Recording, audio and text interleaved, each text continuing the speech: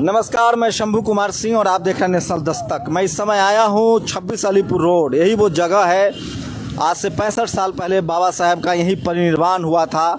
6 दिसंबर का वो दिन था और आज उनके जो अनुयायी हैं, उनके जो मानने वाले लोग हैं, वो यहाँ आ रहे हैं और हज़ारों की संख्या में लोग आ रहे हैं।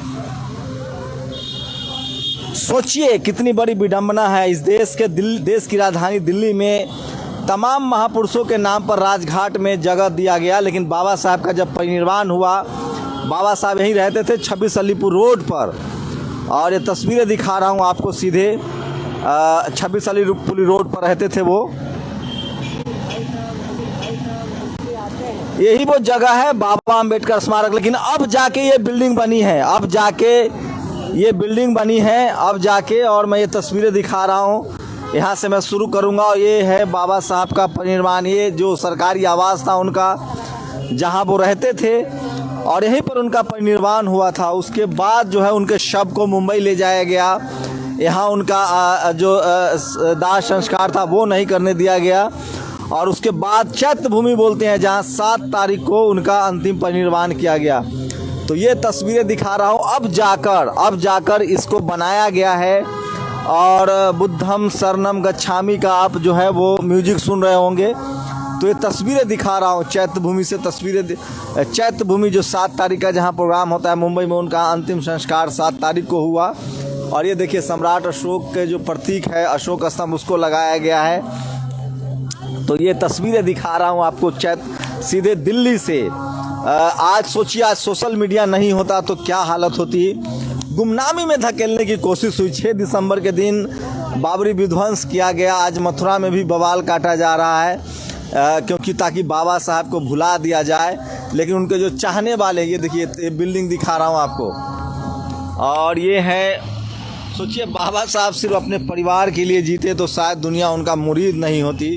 वो समाज के लिए जिए। और इन लोगों के चेहरे पर देखिए जय भीम नवोदय। कहाँ से आए हैं आप लोग? हम ओलंपिक कला मेट्रो विहार नरेला से आए हैं। ओलंपिक कला मेट्रो विहार से आए हैं। तो आप लोग बुद्धिस्ट हो गए? हाँ जी, हम बुद्धिस्ट हैं। हाँ, बुद्धिस्ट हो गए। सोचिए बाबा साहब का अंतिम सपना था, और सपना था कि वो चाहते थे कि भारत बुद्धमय भारत बने। और उनके जो लोग हैं वो इस तरह से आपको तस्वीरें दिखा रहा हूँ। तो उनका अंतिम सपना था कि वो बुद्धमय भारत का सपना देखा था। 1956 में उन्होंने धम्म की दीक्षा ली थी। कहाँ से आए आप लोग? सर हम मोदी नगर से आए हैं और अपने साथ लगभग 150 महिला लाए हैं। 2 बस लाए हैं मोदी नगर से। मेरी पत्नी पार्षद है। बुद्धिस्ट हुए कि नहीं? बुद्धिस्ट हुए हैं। कितने लोग यहाँ बुद्धिस्ट हैं? अभी तो कम ही हो रहे हैं जी, अभी कम है संख्या। तो क्यों बाबा साहब के आप लोग मानने वाले हैं तो उनकी बात क्यों नहीं मानते? वो अभी लेडीज नहीं मान रही ना, इनकी समझ में ना आ रही जी। ये इसीलिए लेडीज ज्यादा आई हैं। लेडीज लोग नहीं मान रही। हाँ, तो उन्हें शिक्षा मिले हो ना, तो उन्हें साथ लेकर आए हैं। बाबा साहब का तो अंतिम कहना था कि धम्म की तरफ चलो, बुद्धिस्ट बन जाओ। कहाँ कभी रह जा रही है? सही बात है, बनना चाहिए सभी को, और ये बहुत अच्छी बात है। और सबसे बाबा साहब ने कहा था कि मैंने हिंदू धर्म में पैदा लिया हूँ, मरूंगा नहीं। और उन्होंने धम्म की दीक्षा ली 1956 में, जिसको हम लोग दीक्षा भूमि कहते हैं नागपुर में। मैं भी बुद्धिस्ट, मरूंगा नहीं। मैं भी हिंदू धर्म में पैदा हुआ, मरूंगा नहीं। है दीक्षा लिया आप लोग की नहीं? हाँ, दीक्षा लिया। बुद्धिस्ट हुए? मैं बुद्धिस्ट हो गया और नागपुर से लिया। और भंते जी के द्वारा जो स्वयं ससाई हैं, उनके द्वारा दीक्षा लिया हुआ है। आप लोग कहाँ से आई हैं? आपका नाम मैंने आपको देखा है। शंभू नाम है मेरा, नेशनल दस्तक। हाँ, तो आप लोग बुद्धिस्ट हुए कि नहीं? 100% बुद्धिस्ट है। आपको कुछ में डाउट लगता है? 100। हम लोग महाराष्ट्र, हाँ दीक्षा ली हम लोग 100%। हमारे माँ बाप नहीं ली है दीक्षा, तो हम तो ऑलरेडी बुद्धिस्ट है। 100% बुद्धिस्ट है हम लोग बुद्धिस्ट है। देखिए बाबा साहब ने जो सपना देखा था धम्म का, वो इसलिए कह रहा हूँ क्योंकि उनके अंतिम सपना था। उन्होंने कहा था आज उनका परिनिर्वाण है, इसलिए बुद्धिज्म की चर्चा करनी होगी। हमारी पूरी पहचान बुद्धिस्ट के रूप में होगी। सम्राट अशोक का जो धम्म था, जो विचारधारा थी, उसको बाबा साहब जिंदा करना चाहते थे। महिलाएं हैं यहाँ, उनसे जानते हैं। कहाँ से आई हैं आप लोग बहन जी? भाई साहब हम आए मोदी नगर से। मैं बाबा साहब को मानती हैं? हाँ, मैं बाबा साहब को मानती हूँ। और मैं इन्हें सभी लेडीजों को लेके आई हूँ, 2 बस करके लेके आई हूँ। बुद्धिस्ट हो गए आप? हाँ, बुद्धिस्ट हो गए। हाँ जी, लिए ये सब आप लोग हुए बुद्धिस्ट? हैं? हाँ, हमने भी बुद्धिस्ट लिया। तो जाते हैं बुद्ध विहार? हाँ, जाते हैं। हैं? हाँ, जाते हैं। जाते हैं? कई बार चले गए। सोचिए ओबीसी कम्युनिटी जिस दिन धम्म की दीक्षा ले लेगा, जो सम्राट अशोक के जो वंशज हैं, जो चंद्रगुप्त मौर्य के वंशज हैं, जो इतिहास बाबा साहब ने बताया, जब तक वो धम्म की दीक्षा नहीं लेंगे आपका कल्याण नहीं होने वाला है, क्योंकि धर्म की राजनीति हो रही है। और इसलिए बाबा साहब ने कहा था कि आपको धम्म की तरफ चलना पड़ेगा। है जय भीम साहब। क्या आप लोग बुद्धिस्ट हुए कि नहीं? नहीं, बुद्धिस्ट तो नहीं है, अभी शिक्षा नहीं ली, लेकिन हमने सब छोड़ दिया। हमारे घर में जो बाबा साहब और भगवान बुद्ध की ही मूर्ति मिलेगी और कुछ नहीं, कुछ भी नहीं। हम पक्के हो गए हैं, लेकिन आप इन लोगों को पूछो। हाँ। ये लोग पूरे बुद्धिस्ट हुए कि नहीं? इनके घर में अभी भी हिंदू की पूजा करते सब लोग। हाँ, आप लोग बुद्धिस्ट कहाँ से आए हैं आप लोग? जय भीम भैया। आजमगढ़ से भैया। आप लोग बुद्धिस्ट हुए कि नहीं? फुल बुद्धिस्ट है भैया। बाबा साहब का सपना था ना? हाँ जी, बिल्कुल। देखिए कोई जबरदस्ती नहीं है मैडम, जबरदस्ती नहीं है। इनके घर में अभी भी मूर्ति पूजा है। अभी भी ये लोग बहुत डरते हैं, क्योंकि इनको लगता है कि देखो इनके धागे दौरे नहीं छूटेंगे। इनके मूर्ति पूजा अभी भी इतने यहाँ पे जो लोग हैं, इनके यहाँ पे अभी भी इनको ये जो लेडीज बैठे हैं, मुझे नहीं पता, लेकिन अभी भी ये लोग सारे त्योहार करते। बाबा साहब ने तो हमें 22% दिए। सोचिए एक बड़ी साजिश हुई और बाबा साहब को दलितों का नेता बता दिया गया, जबकि बाबा साहब ने जिस धर्म का प्रचार प्रसार किया था बुद्धिज्म का, मैं बात कराता हूं आपको। बाबा साहब ने जो बुद्धिज्म का प्रचार किया वो सम्राट अशोक का धर्म था, चंद्रगुप्त मौर्य का धर्म था, वो घनानंद का धर्म था। और उसको तमाम सोचिए सोनेलाल पटेल हो, चाहे रामस्वरूप वर्मा हो, चाहे पेरियार ललई सिंह यादव हुए, सब बुद्धिस्ट हुए। पूरी दुनिया में धम्म के नाम से भारत, बुद्ध के नाम से भारत को जाना जाता है। आप जब दुनिया के किसी देश में जाएंगे तो लोग कहते हैं कि कहाँ से आए हैं, तो कहते हैं कि बुद्ध की धरती से आए हैं। एक ऐसा विशाल धम्म जिसमें 21 यूनिवर्सिटियाँ थी, तक्षशिला, नालंदा, विक्रमशिला, जो ज्ञान का केंद्र था, जहाँ सोने की चिड़िया थी भारत, आपको धम्म से दूर कर दिया गया और आप अपने ही घरों में गुलाम बन गए। जहाँ राजा थे आप, वहाँ आप गुलाम बन गए। और आज डॉक्टर अंबेडकर ने तमाम किताबें, संविधान देने के बाद, कानून मंत्री बनने के बाद, तमाम पढ़ाई लिखाई के बाद उन्होंने लास्ट में तय किया था कि मैं धम्म की दीक्षा लूँगा। नागपुर में उन्होंने दीक्षा लिया और उन्होंने कहा था कि मैं हिंदू धर्म में पैदा हुआ हूँ, मरूंगा नहीं। और 22 प्रतिज्ञाएं की उन्होंने, वो नागपुर में लगा हुआ है। सोचिए इसी जगह पर जहाँ मैं आज खड़ा हूँ, यही वो जगह है, उनका सरकारी आवास था, यहीं पर उन्होंने अंतिम सांसें ली, यहीं पर उनका परिनिर्वाण हुआ। लेकिन उनको यहाँ दफनाया नहीं गया, दिल्ली से मुंबई भेजा गया, जहाँ चैत्यभूमि कहते हैं। 7 तारीख को, एक दिन बाद वहाँ कार्यक्रम होता है, वहाँ उनको दफनाया गया।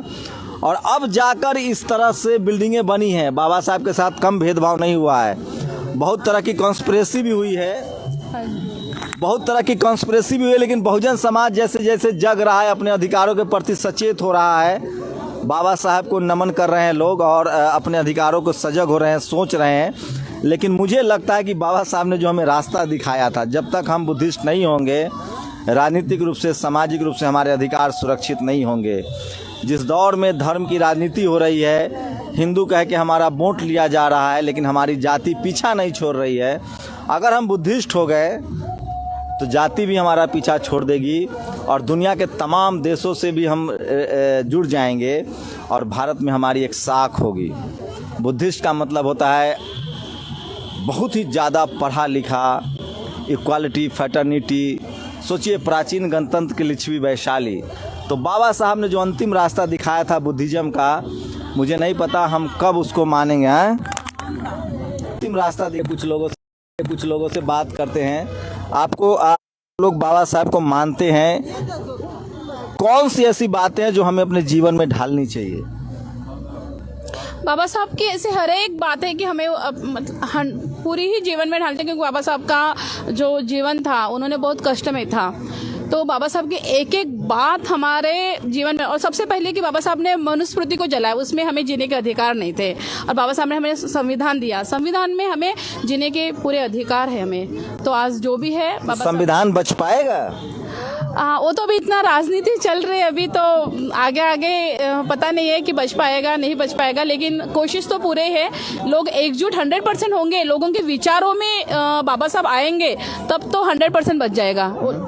जब तक विचारों में नहीं आएंगे बाबा साहेब तब तक रास्ता क्या, सबसे अच्छा रास्ता क्या है उनका? मुझे लगता है कि मैं तो बुद्धिस्ट, मुझे लगता है कि जब हम बौद्ध बन जाएंगे, धर्म की तरफ चलेंगे, एकजुट हो जाएंगे धार्मिक रूप से, तभी हमारी जाति खत्म होगी, क्योंकि हमें भी जातियों में बांटा गया है। बिल्कुल आपने सही कहा, जब तक हम सब बुद्धिस्ट नहीं बन जाएंगे तब तक नहीं होगा, नहीं तो जाति में बंटे रहेंगे, लोग इकट्ठा नहीं होंगे।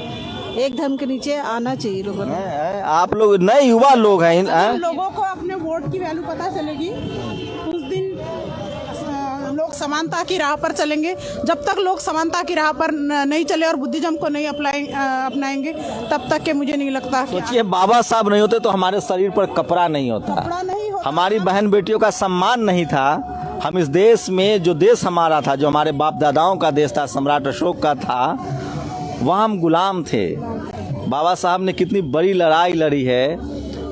सोचिए, कड़ी बनती है। तथागत बुद्ध ने लड़ाई शुरू की, उसके बाद संत शिरोमणि रविदास जी महाराज ने उस लड़ाई को बढ़ाया, उसके बाद कबीर ने बढ़ाया, उसके बाद फुले साहब ने बढ़ाया, ज्योतिबा फुले ने बढ़ाया, सावित्री बाई फुले ने बढ़ाया उस लड़ाई को, फिर बाबा साहब ने बढ़ाया। बाबा साहब को घर घर तक मान्यवर कांसी राम ने पहुंचाया, और आज हम सब लाखों लोग जो पढ़ लिख गए, स्कूल कॉलेज गए, जिनके शरीर पर कपड़ा है, पैसा है, नाम है, सम्मान है, लेकिन हम लोग आज अपने लोगों का अधिकार नहीं बचा पा रहे हैं। हम सब कहीं डरे, सहमे, लाचार और बेबस हैं, क्योंकि हम लोग एक झंडा के तले जाति नहीं छोड़ पाए, धर्म की तरफ नहीं बढ़े, SC ST OBC माइनॉरिटी नहीं बन पाए, जो संवैधानिक हमारा अधिकार है। युवाओं की क्या राय है? क्या लगता है आप लोग को? कैसे बाबा साहब को तो सिर्फ दलित कह के घोषित कर दिया गया कि ये दलितों के लिए इन्होंने किया, इसको कैसे तोड़ेंगे आप लोग? नहीं सर, जैसे ही SC ST OBC माइनॉरिटी में आएंगे, हम संविधान भी बचाएंगे और क्या नाम है, इस देश को भी बचाएंगे। जब तक देश के युवा एक नहीं होंगे तब तक कुछ नहीं होने वाला। ठीक है, जब तक देश के युवा एक हो जाएंगे ना, तो फिर किसी की हिम्मत नहीं पड़ेगी कि संविधान को रोक दे। संविधान को आगे लेके जाएंगे। ठीक है, जय भीम। तो बहुत कोई डर तो नहीं लग रहा आप लोगों को कैमरे पर बोलने में? सर क्यों डरेंगे, हम भारत के मूल निवासी हैं। जय भीम, नमो बुद्धाय। हमें दोस्त दुश्मन की पहचान करनी होगी सर। आज के टाइम में लोग भ्रमित हैं, हमारा दुश्मन को हम दोस्त समझ रहे हैं और दोस्त को दुश्मन समझ रहे हैं। बाबा साहब ने हमें शिक्षित बनो, संगठित रहो, संघर्ष करने का जो मूल मंत्र दिया है, तो हम शिक्षित बनेंगे तभी दोस्त दुश्मन की पहचान कर पाएंगे।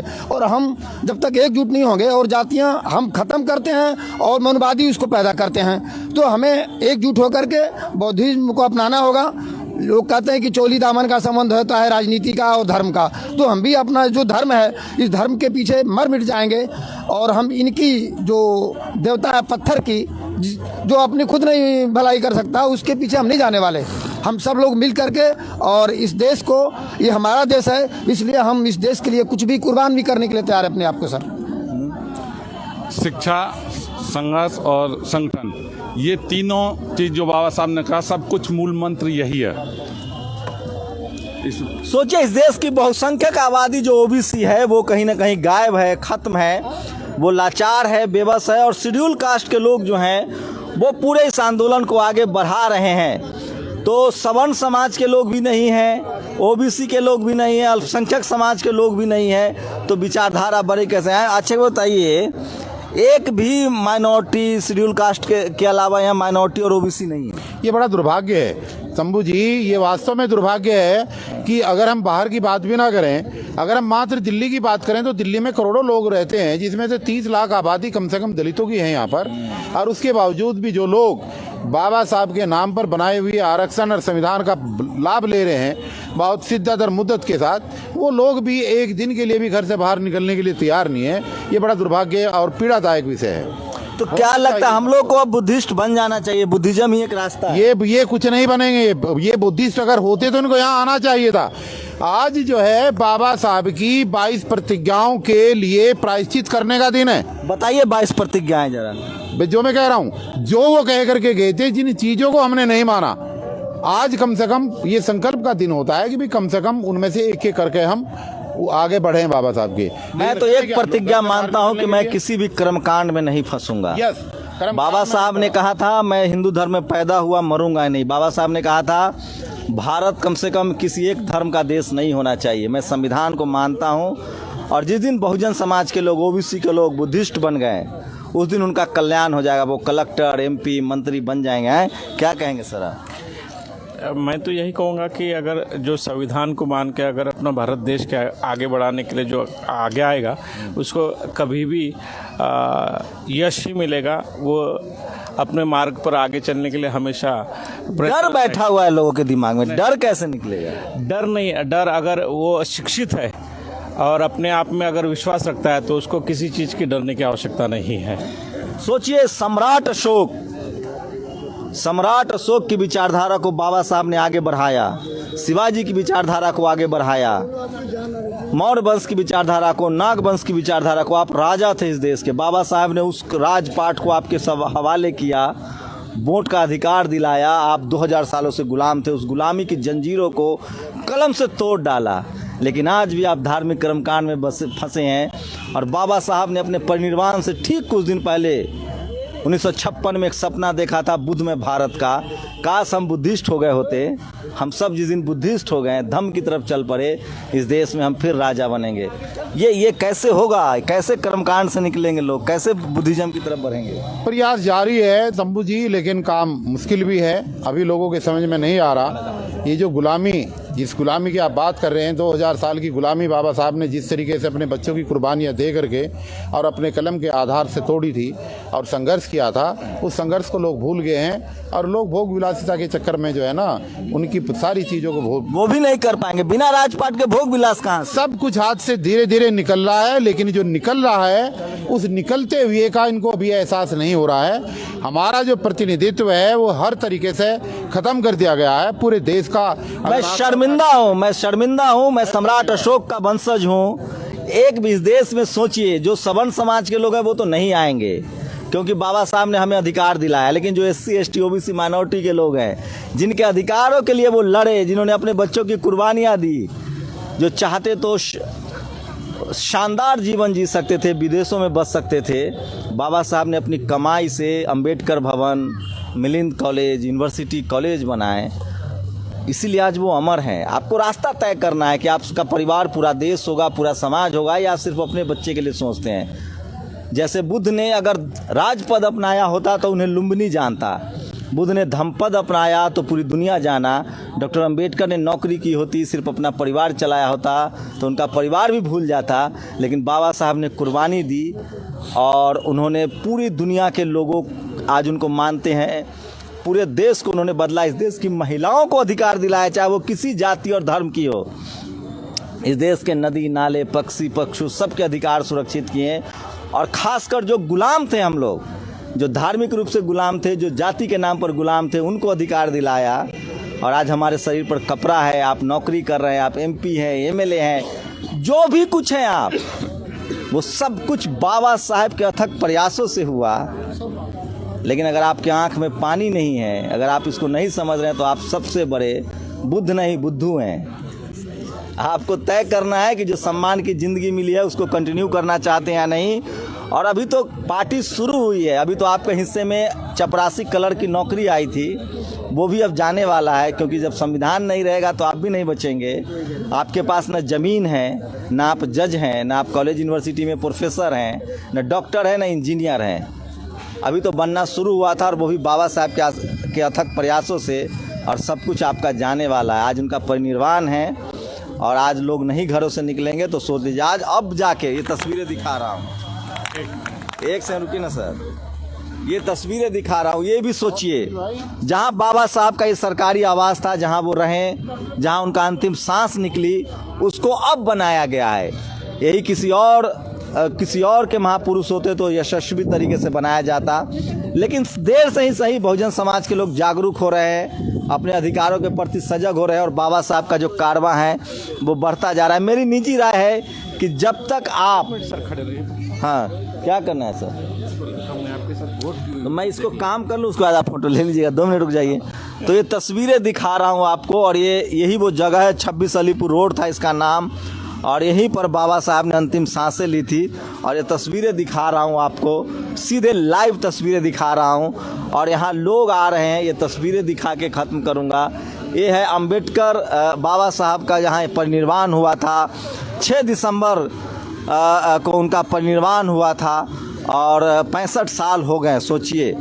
तो बाबा साहब के परिनिर्वाण दिवस पर मैं ये तस्वीरें आपको दिखा रहा हूँ, तमाम तस्वीरें। जी जी, क्या दिखाना चाह रहे हैं? तो ये देखिए, ये कुछ लोग हैं जो लगातार 22 प्रतिज्ञाएं जरा पढ़ के सुनाइए बाबा साहब का, अगर आप लोग के पास है तो। और अब बाबा साहब की वो 22 प्रतिज्ञाएं 1956, उनका दीक्षा की तारीख क्या थी? 14 अक्टूबर 1956 जो 14 अक्टूबर 1956, और परिनिर्वाण हुआ बाबा साहब का 5 दिसंबर 1956 की रात को हुआ था। हम लोग ऑफिशियल 6 दिसंबर 1956 को बोलते हैं। और यहीं पर जो है बाबा साहब ने अपनी अंतिम सांस ली थी। ये वो जगह है जहां बाबा साहब ने भारत का संविधान लिखा और तथागत बुद्ध और उनका धम्म, बुद्धा इस धम्मा की प्रस्तावना लिखी। भाई साहब, और प्रभु साथियों, यहाँ एक सबसे बड़ी जो विकट परिस्थिति है, ये स्मारक तो बाबा साहब के नाम पर है, लेकिन बाबा साहब के जो अनुयायियों को, जो बाबा साहब अम्बेडकर ने जो 22 प्रतिज्ञाएं दी थी, जो है सरकार के कहने के बावजूद भी, लेटर देने के बावजूद भी सरकार जो है यहाँ पर जो है धम्मा हाल में 22 प्रतिज्ञाएं नहीं लगा रही है। सुनाइए आप, जी जी जी, लाइव सुनाइए। तो बाबा साहब अम्बेडकर की जो 22 प्रतिज्ञाएं जो है वो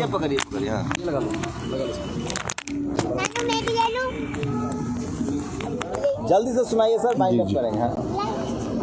बाबा साहब की जो 22 प्रतिज्ञाएं बाबा साहब अम्बेडकर ने 14 अक्टूबर 1956 को जो दी थी, वो अपने मिशनरी साथियों को दी थी। और वो ये कहा था कि बाबा साहब के जो अनुयायी हैं मेरी 22 प्रतिज्ञाओं पे चलेंगे, तभी कभी जो है मूवमेंट आगे बढ़ेगा। जो है पहली प्रतिज्ञा थी, मैं ब्रह्मा विष्णु महेश में कोई विश्वास नहीं करूँगा, न ही इनकी पूजा करूँगा।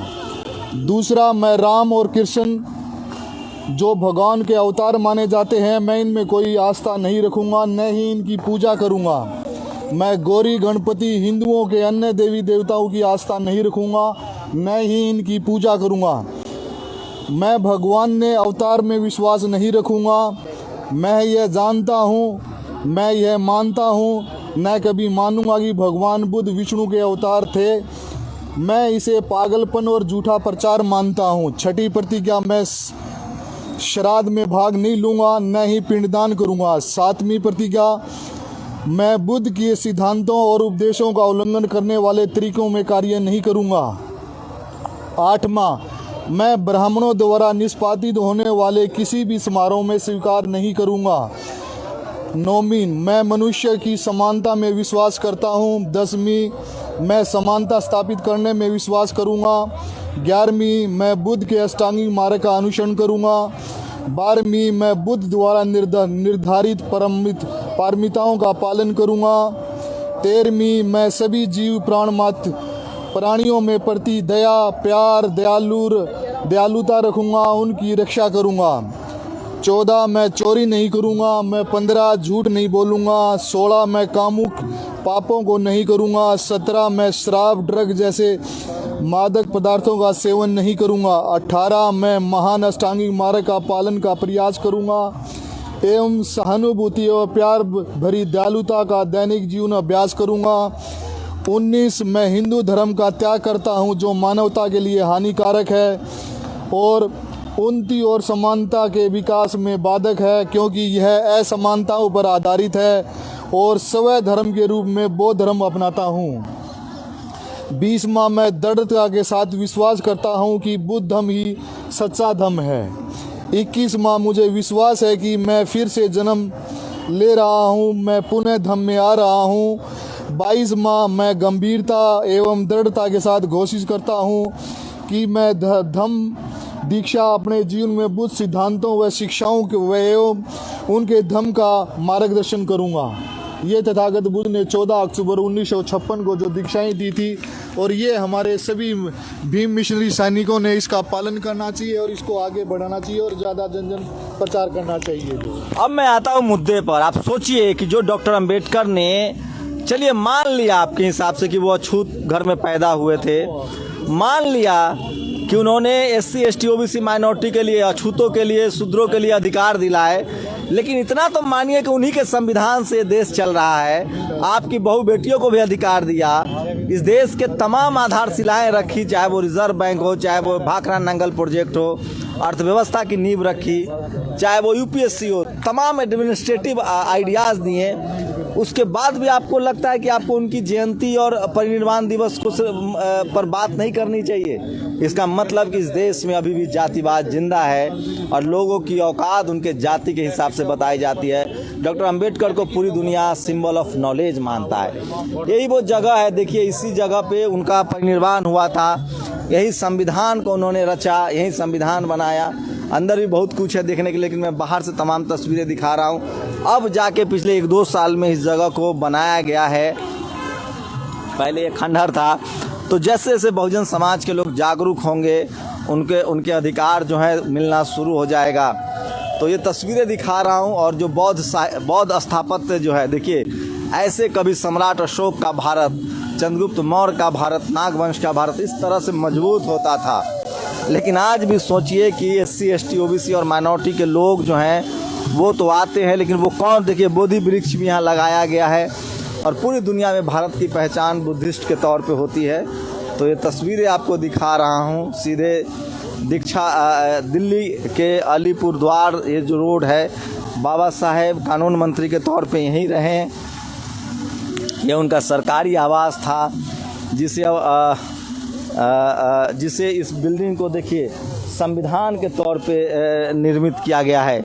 एक किताब का शेप दिया गया है। और बाबा साहब की तस्वीरों के पास ले चल रहा हूँ। ये देखिए, ये तस्वीरें देखिए,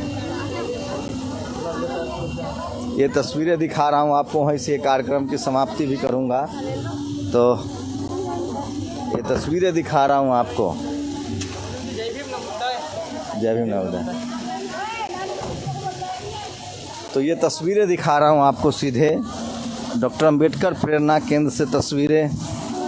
ये दिल्ली का 26 अलीपुर रोड है, जहाँ बाबा साहेब ने धम्म की दीक्षा नागपुर में ली। यहाँ उनका परिनिर्वाण हुआ था 6 दिसंबर को, अंतिम सांसें ली थी। और उनका जो सुपुर्द खाक है, उनको जो अंतिम जो विदाई दी गई वो मुंबई में दी गई। उनके शव को किस तरह से मुंबई भेज दिया गया, दिल्ली में नहीं रहने दिया गया। तो ये तस्वीरें दिखा रहा हूँ। और ये देखिए, ये तस्वीरें दिखा रहा हूँ। और काफ़ी संख्या में महिलाएं भी आई हैं। बाबा साहब को सबसे ज़्यादा उन्होंने महिलाओं के अधिकार के लिए काम किया, हिंदू कोड बिल बनाया। और उन्होंने इस्तीफ़ा दिया जब उस हिंदू कोड बिल को पारित नहीं किया गया, तो कानून मंत्री के रूप में वो चाहते थे कि महिलाओं को पति और पिता की संपत्ति में अधिकार मिले। तो ये वो जगह है, ऐतिहासिक जगह है। और आज पूरा देश, पूरी दुनिया में बाबा साहब को नम आँखों से लोग याद कर रहे हैं, उन्हें श्रद्धांजलि दे रहे हैं। तो ये तस्वीरें दिखा रहा था आपको सीधे दिल्ली के 26 अलीपुर रोड से, जो उस समय बाबा साहब का आवास हुआ करता था। और यहीं पर उन्होंने अंतिम सांसें ली थी। और उनके शव को एक साजिश के तहत मुंबई भेजा गया। वहाँ चैत्य भूमि जिसको हम बोलते हैं, वहाँ भी 7 दिसंबर को कार्यक्रम होता है। तो आज 65वीं परिनिर्वाण दिवस है बाबा साहब की। और आज ही के दिन उनका महापरिनिर्वाण हुआ था। यही वो जगह है जब वो हमें छोड़ के चले गए। बाबा साहब ने कहा था कि मैं सिर्फ और सिर्फ भारतीय हूँ।